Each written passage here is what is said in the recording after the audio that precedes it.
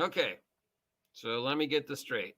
We've got land-bound space Vikings who are all from Australia or South Africa, and the bad guys are space-bound South African Australians who can't grow plants and are a pale copy of the Empire from Warhammer 40K. That the basic plot. Oh yeah, and we got a Mary Sue who can do everything, but only has 3 settings: angry, sad, or trying to be inspiring. Does Zack Snyder play Warhammer? I gotta know. Does anybody know? Why are we talking about Warhammer? Why are we talking about Rebel Moon? Is Rebel Moon the Warhammer 40K movie we didn't know we were getting? Because it's Tuesday, and on Tuesday we take a look at toys, specifically toys from our friends over at Games Workshop, who ended the year pretty well off compared to their competitor. In fact, they had a pretty good year, and it's Tuesday. So let's head over to our Games Workshop store and take a look at what news they have planned for 2024. They promised us 2024 would be more focused on the old world / Warhammer fantasy, and they're knocking it out of the park day one with the stuff on the site. But first, of course, we've got the miniature of the year. These are not the paint jobs of the year. These are just the miniature of the year nominees. We haven't seen the paint jobs of the year yet. Those will probably be in a couple weeks. We'll see the best, gold medal and the guy who won the sword and everything. But this is just voted on by you, the Games Workshop fans, what you thought were the best miniatures of 2023. So start off with those. And maybe there's a General Grievous in here for RPG Grandma. Let's go. All right. So we've got the Ionis Cryptborn. This is sort of a lich-looking type undead dude riding on a dragon type thing. Pretty good, but the camera doesn't really do it justice. We've got this Death Leaper. His just, this, they say this is the most extra Tyranid ever spawned. So this guy is like Tyranid on top of Tyranid on top of Tyranid. And the Tyranids seem to be going more for a undead, mind flayer, Lovecraftian insect look this year. Then we got this dude, Vashtor the Archfane, who is definitely, I don't know what's going on with this dude. Is he a cyber undead? Is he a cyborg? Is he just some sort of weird steampunk mutation? There's a lot going on with this dude, but yeah, he's frightening looking. And then we got Commander Dante. This is definitely a Warhammer 40K dude, just wearing a very ridiculous helmet. Lens, some lawful good smackdown on the bad guys. And then we've got this, I want to say elf. We can't really tell because the photograph is not very good. But this is an interesting looking manticore, and she's got her throne on top of the manticore because she's lazy and can't just sit on the manticore like everybody else. She's got to be, no, I need a throne. It's a potty. I don't know. Maybe she gets really sick while she's flying. So she's like, yeah, no, I mean, that's just, it's cool. All right. Then we've got this guy, classic album cover dude here. Death on his horse, just looking at you going, yep. Can't go wrong with there. Another Tyranid. This is the Norn Emissary. Again, we've got the insect undead Lovecraft Starship Troopers imagery going on. Much more humanoid than the Tyranids of the past. We've got Commander Farsight, who came in third because this is definitely a anime inspired. This guy's interesting because he doesn't look like your normal Warhammer 40K figure. This is definitely a anime inspired type looking, Bubblegum Crisis Robotech type individual armor dude. These are a little clunky, but yeah, definitely different. I mean, because let's go up to this guy here. This is more of your classic Warhammer 40K Marine look here. Other than that ridiculous helmet. But yeah, this is the look, we're used to. And then you go down here to this dude, and it's like just completely different than any other Warhammer 40K figure I've ever seen. So I don't know what the story with Commander Farsight is. It doesn't give us much.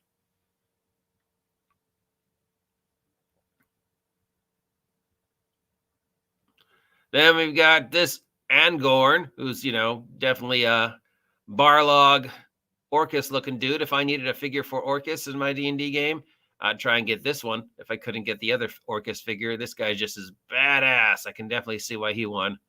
Excellent paint job, by the way. And then we've got number 1, this Paladin. I mean, other than the ridiculous backpack, if you saw this guy coming at you on any battlefield, be it fantasy, 40K, you knew it would be in trouble. He's so badass. He's got little undead following him around, or little minions, or whatever these are. This Legion Mare powerhouse, just like, yeah, this is number 1 miniature of the year, according to Games Workshop. And I definitely can see why. This is like, here's the 20th level Paladin. You're fucked. All right. So that's what's going on with figure of the year. Now let's look. And if there was any confusion that they weren't going to focus on fantasy, bam, bam, bam, bam, bam, bam, bam.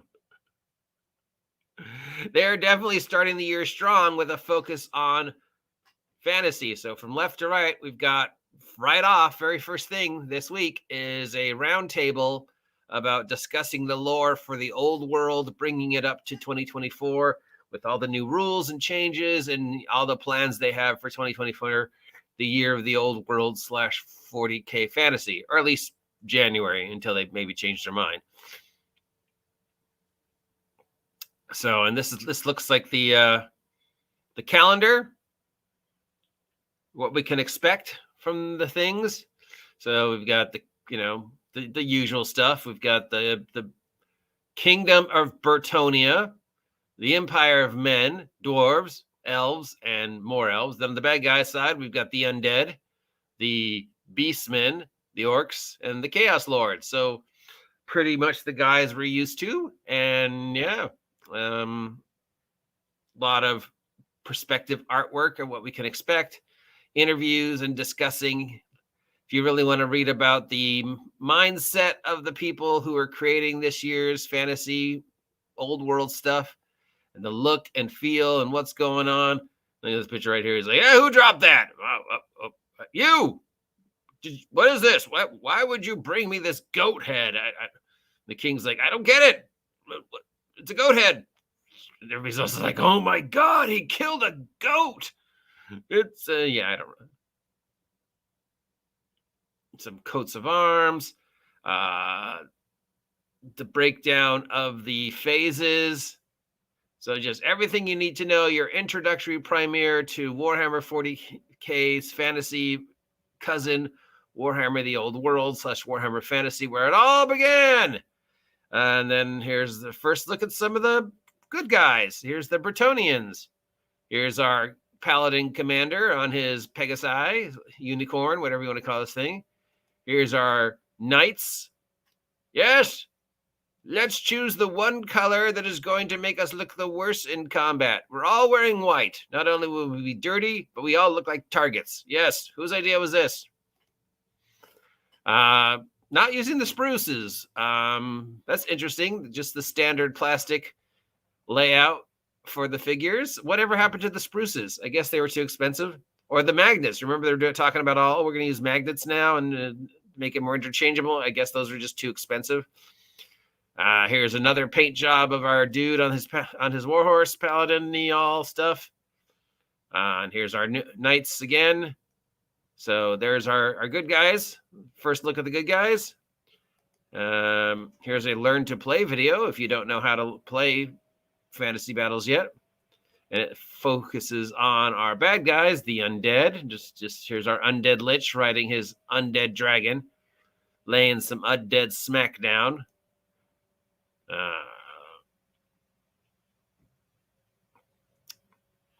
Here's the history on the bad guys and some more look at the bad guys.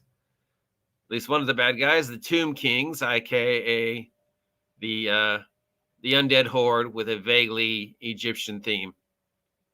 So yeah, that's what's it on Warhammer today.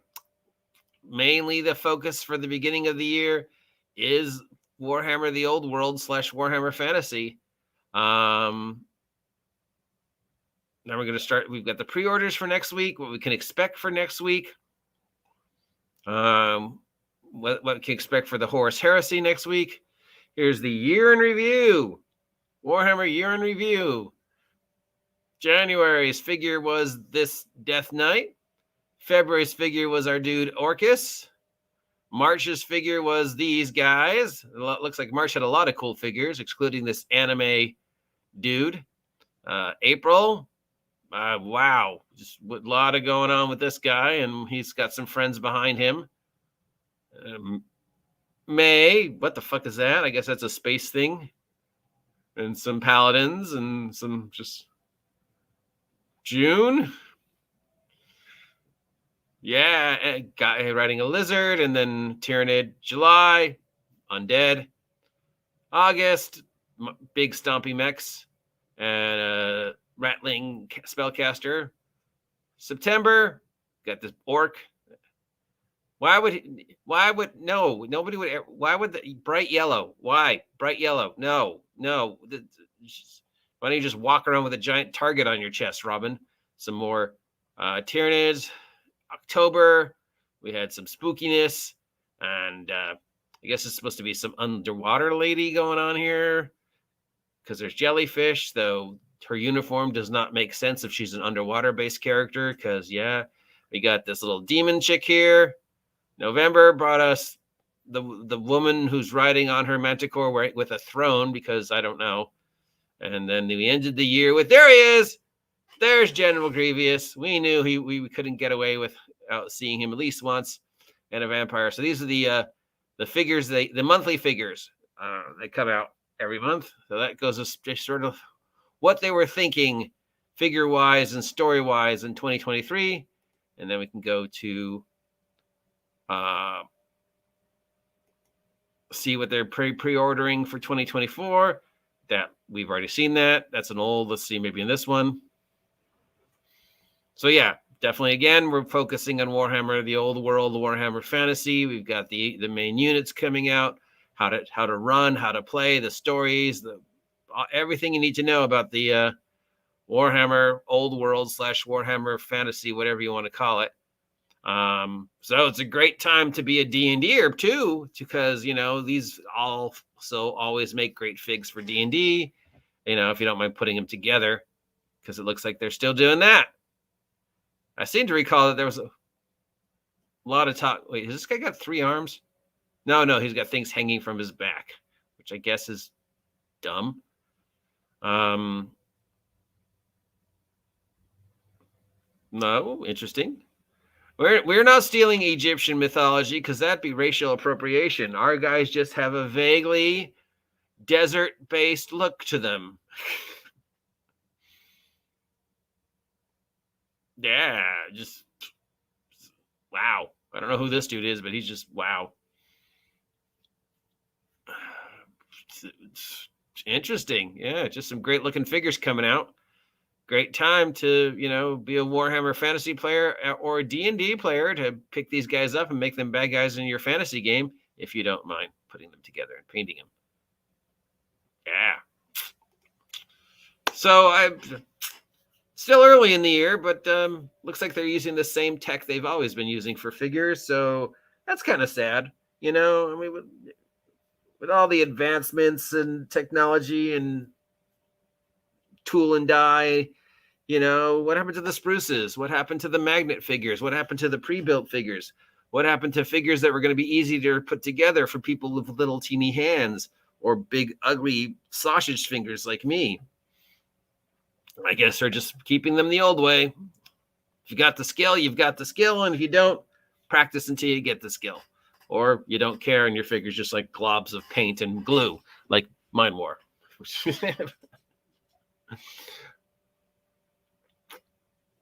All right, so I guess the big question is, will Games Workshop stick to the plan or will they pivot? I mean, they had a great 2023. They ended the year way above Wizards of the Coast. They gave huge bonuses to all their employees, and they managed to avoid most of the controversy that usually follows them. So we'll see if 2024 can keep them on the same track they're now right now. It's been an amazingly popular year for them last year, so let's see where things go this year. I'm the OGGM. If you appreciate me talking about this every Tuesday, let me know. If you never want to hear me talk about Games Workshop ever again, now's your chance. Help me hit 2,000 subs by August 4th. I'll talk to y'all later. Remember to like, share, subscribe, and have a great day.